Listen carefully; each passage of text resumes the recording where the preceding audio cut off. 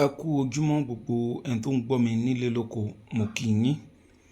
Orúkọ tèmi ni Dr. Ọlálékan Sàlámì Aláàfin Ìṣẹ̀ǹbáyé. Èmi a máa sọ pé erin kọjá gbígbé, àjànàkú kọjá rúrù, àjànàkú kọjá àmórí nǹkan fìrí, pàápàá rìnrìn, ẹ jẹ́ ká sọ pa rìnrìn. Ògúnnágbòǹgbò ni Dr. Ọlálékan Sàlámì tó bá di ọ̀rọ̀ àṣírí ògùn ìbílẹ̀. Ní tèmi máa ń ṣe lórí social media ni pé mo máa ń polówó fún wa pé ẹgbẹ́ kan wà, ẹgbẹ́ tó ń ṣe ọmọ Yorùbá láǹfààní ni. Orúkọ ẹgbẹ́ náà ni Association of Africa Tradition and Culture.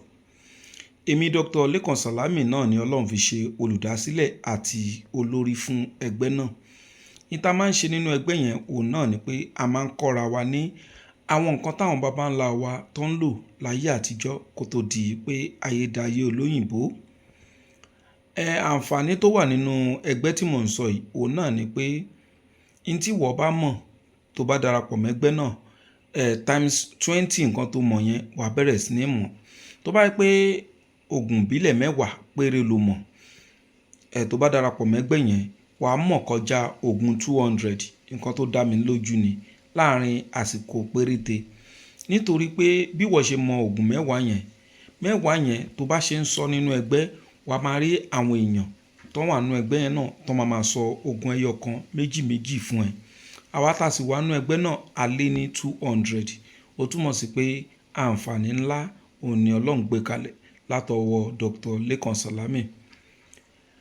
Kíní kan máa ń ṣẹlẹ̀ ní orí social media. Ọ̀pọ̀lọpọ̀ àwa ọ̀dọ́ a kì í mọ̀ pé in tó ń ṣe kálukú ọ̀tọ̀ọ̀tọ̀ ni. Tá bá rí tẹ́nìkan fi iṣẹ́ lẹ̀ fún wa, ẹ jẹ́ ká máa dúpẹ́ tó bá ti jẹ́ pé iṣẹ́ gidi lẹ́ni yẹn fi lẹ̀. Bóyá kéèyàn kan sọ pé òun ti lò rí àbí ká wò pé ẹni yìí kì í parọ́, ẹ jẹ́ ká máa dúpẹ́ tá bá rí iṣẹ́ tó ń fi sílẹ̀ ni. Àwa ọ̀dọ́ a máa ń ṣe àṣìṣe kan, pàápàá jùlọ àwa ọ̀dọ́ ọkùnrin láti age bóyá bíi 19 years títí dé bóyá bíi 35 years la máa ń ṣe kíní yẹn. Tó bá fi iṣẹ́ kan sílẹ̀ bóyá sọ pé a lè kó àbí nǹkan tó máa jẹ́ kíyàn ṣe dáadáa lọ́dọ̀ obìnrin yẹn. Ọ̀pọ̀lọpọ̀ a máa kọ́mẹ̀tì pé ilé ìkọ́ la fẹ́, bá ṣe lè rówó la fẹ́. Ẹ má jẹ́ ká máa ṣe mistake yẹn. Àwọn àgbàlagbà kan wà tó ṣe pé ìṣòro tó ń bá wọn jà nípa ọjọ́ orí wọn ò ní pé kán má lè ṣe dáadáa lọ́dọ̀ obìnrin. Ó máa ń dùnyàn ju ọ̀rọ̀ owó lọ. So ìwọ tó wáyé pé owó ló ń wá, má condemn iṣẹ́ tẹ́nìkan post wípé kéèyàn lè ṣe dáadáa lọ́dọ̀ obìnrin. N tí kálukú ń wá ọ̀tọ̀ọ̀tọ̀ ni. Àwọn kan sì wà tó ṣe pé tọ́n bá rẹ́nìkan tó kọ́ wọn ní àṣírí ògùn ìbílẹ̀ tó lè mú owó wá, wọ́n á kọ́ wo ẹni yẹn. Wọ́n á ní ó mọ eléyìí ni ìwọ náà ò lówó. Tó bá yẹ pé kò ní repercussion, kí ló dé tí ìwọ náà ò ṣe fúnra ẹ̀? Àwọn ọ̀dọ́ la máa ń hùwà báyìí jù. Àwọn ọ̀dọ́ ta máa ń ṣe yẹn a máa ń rò pa agbọ́n ju àwọn èèyàn lọ, ṣùgbọ́n àìgbọ́n náà ló yẹ ká máa sọrú ẹ̀. So gbólóhùn yẹn ó wá jẹ́ nǹkan tí ó máa ń fa jìbìtì. Gbogbo fake life àwọn gbólóhùn yẹn ló fà. Nítorí pé téèyàn bá fẹ́ sọ ògùn tó lè mú owó wá fúnyàn ló di pé kó náà lọ dúró sẹ́gbẹ̀ẹ́ mọ́tò, kò bá jẹ́ mọ́tò onímọ́tò, ìgbà tó yẹ pé in tó wà lọ́kàn yín tẹ́ ń gbọ́ fídíò yẹn nìyẹn. Ẹ má yẹ ká máa ronú báyìí. Ìrònú yẹn kò mú ọgbọ́n wá rárá, kò sì encourage àwọn tó ń sọ àṣírí fún wa náà. Èyí tó bá rí nínú àwọn àṣírí táwọn èèyàn bá post tí ìwọ ò bá nífẹ̀ẹ́ sí àbọ̀ wò pé kò wúlò fún ẹ, ìwọ mójú kúrò ńbẹ̀, má wulẹ̀ comment. Tí dókítà oníṣègùn òyìnbó tí ò rọ́mọ bí kò túmọ̀ sí pé òun ò lè gbẹ̀bí fún aláboyún. Tó bá yẹ pé bá ṣe ń ronú yẹn wọ́n á máa wò pé eléyìí tí ò bímọ ló máa gbẹ̀bí fún yàn. Ṣùgbọ́n iṣẹ́ tí ẹ nìyẹn kò mean pé bóyá toró ń gbẹ̀bí fún yàn kóun náà bímọ. Ìyá Ọ̀ṣun tó lọ bá tó fún ẹ ní àgbo tóyún máa fi dúró sí ẹ lára, kì í ṣe pé bóyá torí àgàn ni ìyá Ọ̀ṣun ògùn ẹ ò lè ṣiṣẹ́ torí òun náà ò bímọ. So ìtumọ̀ gbólóhùn ta máa ń sọ wípé ó mọ̀ pé òun mọ ògùn téèyàn lè fi rówó láyé tí ẹ̀ rí báyìí. Ìtumọ̀ ọ̀rọ̀ ta máa ń sọ nìyẹn wípé ẹni tó bá máa fúnni ní ògùn tó máa ṣiṣẹ́ fún nǹkan kan òun gan gbọ́dọ̀ ní nǹkan yẹn rẹpẹtẹ, ṣùgbọ́n kò rí bẹ́ẹ̀. Ọlá pọ̀pọ̀lọpọ̀ wa máa ń ronú bẹ́ẹ̀ làwọn 419 fi pọ̀, làwọn ní fake life fi pọ̀. Ẹlòmíì owó ńlá ló máa lọ fi rẹ́ǹtì hòtẹ́ẹ̀lì nítorí pé ó fẹ́ ṣe fídíò. So táwa náà bá ti rí, a máa sọ ṣólẹ̀ owó, eléyìí lè gbé 5 million wá, eléyìí lè gbé 10 million wá, a máa dọ́gbọ́n lu 419 torí ó mọ̀ pé irú tẹ́yìn náà fẹ́ gbọ́ nìyẹn. Iṣẹ́ tí mo fẹ́ fún wa lónìí, iṣẹ́ tó lè mú owó gidi wá fún èèyàn ni. O bá bú mi ngbẹ o mọ̀ pé ọmọ oògùn tó lè mú owó wá láyé ẹ rí báyìí, ẹ̀wọ̀ fàyè tèmi lẹ̀ bẹ́ẹ̀ mi ṣe ń lò. Orúkọ lèmi ń wá nílẹ̀ Yorùbá, owó ni wọ́n ń wá, ìyẹn ló fi ń sáré àsápajúdé nítorí owó. So nǹkan tí kálukú ń wá ó yàtọ̀ síra wọn. Mo ń fi iṣẹ́ yìí lẹ̀ nítorí àwọn ọmọlúàbí Yorùbá tó ṣe pé wọ́n ṣiṣẹ́, kì í ṣe ìwọ ọ̀lẹ tó kàn jókòó sójú kan tó ń wá owó òjijì. Iṣẹ́ tí mo fẹ́ sọ yìí, iṣẹ́ tó dájú tó confirm ni. Tá bá fẹ́ ṣe, ẹ jẹ́ ká wá ìjàpá tó ń rìn nílẹ̀. Ẹlòmíì wò pé ìjàpá èwo wá ní ò lè rìn nílẹ̀.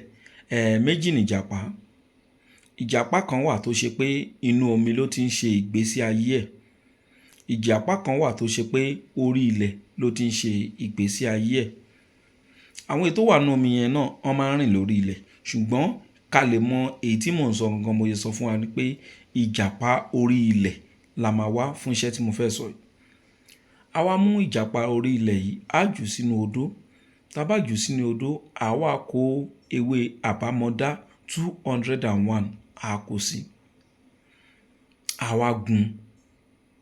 Ẹlòmíì á béèrè pé ṣé tá bá fẹ́ gún ìjàpá yìí, ṣé a máa gún pẹ̀lú ìkarahun ẹ̀ ni? Tèmi bá fẹ́ gún ìjàpá nígbà míì tó bá ti jẹ́ pé àyè ìjàpá tó wà láàyè ni, èmi àkọ́kọ́ gbómi kaná, máa ju ìjàpá yẹn síbẹ̀. Tó bá di pómi yẹn hó, màá yọ ìjàpá yẹn jáde. Tẹ́ bá ṣe báyìí, tẹ́ bá la ọmọ odó, tẹ́ bá là mọ́ gbogbo ìgbà ta rò pé ó lágbára yẹn, gbogbo ẹ̀ máa pieces sí wẹ́wẹ́ ni. Bẹ́ẹ̀ lèmi ṣe máa ń ṣe nígbà míì tó bá ti jẹ́ pé a fẹ́ gún ìjàpá òun pẹ̀lú karahun. Tá bá gún báyìí tán, a wá fún omi ẹ̀, ṣàkìtì ewé àti pieces ìjàpá yẹn á wà lọ́tọ̀, omi á wà lọ́tọ̀ torí tá bá gún ewé àbámọdá dáadáa, a rí pé omi ló pọ̀ jù ńbẹ̀. So omi tó wá pọ̀ yẹn á wà lọ́tọ̀, àwọn ṣàkìtì ewé á wà lọ́tọ̀. A wá ọṣẹ tí a mix nǹkankan mọ́. A lè lo ọṣẹ àgànyìn, a lè lo ọṣẹ dúdú. A wá gún ọṣẹ yẹn nìkan. Omi tí a rí lára ìjàpá àti ewé àbámọdá yìí, òun la máa wá fi po ọṣẹ yẹn. A wá kó ọṣẹ yẹn, a kó sínú ike funfun kan àbí ká kó sínú igbá. Nígbà yí àwọn baba ńlá wa, inú igbá náà máa ń kó sí, ó ń ṣiṣẹ́. Ṣùgbọ́n nísìnyí a ti gbìyànjú láti kó irú ẹ̀ sínú ike funfun, a rí pé ó máa ṣiṣẹ́ náà. Ṣé wá ráwọn ṣàkìtì ewé ta kó sẹ́gbẹ̀ẹ́ kan yẹn, a wá kó òun sínú apẹ. Kí là ń pè lápẹ? Òun náà ni ìkòkò ta lè fi jó nǹkan. So àwọn ewé yẹn àti pieces ìjàpá ta gún yẹn, a wá fi odidi atare kan, a fi sí, a wá jó. Tá bá wá ti jó, a lọ ẹbu ẹ̀, a lọ kúnná. A jẹ́ pé nǹkan ta nílẹ̀ òun ni ọṣẹ ta kó sínú ike funfun àti ẹbu tá a jó. Ṣé wá rí ẹbu tá a jó yẹn, a wá àwo funfun. Tá bá ti fẹ́ lò àwo funfun yẹn, a wá mú ẹbu yẹn, a dà sínú ẹ̀. Kò nídìí ká fi tẹ odù kankan, kò ní gbólóhùn. Tá bá ti dà sínú àwo funfun, a wá ra ẹ̀dọ̀ màlúù. Ẹ̀dọ̀ màlúù yẹn a sè normal bọ́n ṣe ń ṣe ẹran. Tá bá ti fi ọṣẹ yẹn, tá bá ti fi wẹ̀ tán láàárọ̀, a wá bọ́ sí di ẹbu yẹn. Ẹ̀dọ̀ màlúù la máa wá fi jẹ ẹbu yẹn. Tá bá ti ń jẹ, a máa wá dà níyàn owó ńláńlá. A máa sọ pé igbe ńláńlá òun ni màlúù ń ké. Kán máa ráyé, kán wá mú owó ńláńlá, kán wá fi wá bá èmi lágbájá ọmọ lágbájá. Iṣẹ́ náà kò jù báyẹn lọ. ó lè ti máa gbọ́ àwọn fídíò káàkiri lóríṣiríṣi èyí tí Dr. Lékan Sàlámì bá sọ. Ẹ kọ sílẹ̀, kẹ́kọ̀ọ́ WhatsApp nọ́mbà mi sí. Ìdí tí mo fi ń ṣe àwọn fídíò òun náà láti polówó ẹgbẹ́ náà ni Association of African Tradition and Culture. Gbogbo ọmọ Yorùbá ẹ jẹ́ ká máa padà sórí àṣà wa, nítorí pé àwọn ẹ̀sìn táwọn òyìnbó gbé wá bá wa, táwọn arábù náà gbé wá bá wa, kò ṣúọ̀. Pẹ̀lú ìṣesí àwọn òyìnbó, pẹ̀lú ìṣesí àwọn arábù, ó fẹ́ dàbí pé wọ́n kàn wá fi àwọn ẹ̀sìn yẹn tàn wá lásán ni. Ìwọ tí ò bá ṣúọ̀ fún tó gbé Christianity sórí, question kan mo fẹ́ bi ẹ́, gbogbo ìgbà lèmi máa ń bi èèyàn. Ìgbà tóyìnbó ń ṣe òwò ẹrú, tán wá lo àwọn baba ńlá wa nílòkulò, tán pa wọ́n nípakúpa yẹn, ṣé wọ́n ti gba Jésù àbí wọ́n tí ì gba Jésù? Tó bá yẹ pé wọ́n ti gba Jésù, á jẹ́ pé irọ́ ni òyìnbó gan ń pa. Tó bá sì jẹ́ pé wọ́n tí ì gba Jésù, ẹ ṣírò years yẹn. Òwò ẹrú 200 years ago wọ́n sì ń ṣe. Ẹ wá wo àtìgbà tí Jésù ti lọ, tóyìnbó ti ń polówó pé Jésù ó kú fún ẹ̀ṣẹ̀ wa. Ní tó bá dẹ̀ fún mú Christianity tá fi ń wò pé ó dà pé àwọn òyìnbó wọ́n kàn mú wá, wọ́n wá tàn wá ni. Ẹ̀sìn Islam náà kò escape, nítorí pé mo rí pé ọ̀pọ̀lọpọ̀ àwọn tán láwọn ṣe Christianity náà wọ́n máa ń condemn Islam. Ẹni tó ń ṣe Islam náà á máa condemn Christianity. Tẹ̀gbọ́n tàbúrò làwọn ẹ̀sìn yẹn, tí kan bá ti jẹ́ fake nìkejì náà. Tí Islam bá jẹ́ fake, á jẹ́ pé Christianity náà fake ni, nítorí pé nǹkan kan náà similar tí náà jọ ń polówó. Tí Christianity bá ti jẹ́ fake ni Islam. Tí Islam bá ti jẹ́ fake, á jẹ́ pé Christianity náà fake ni.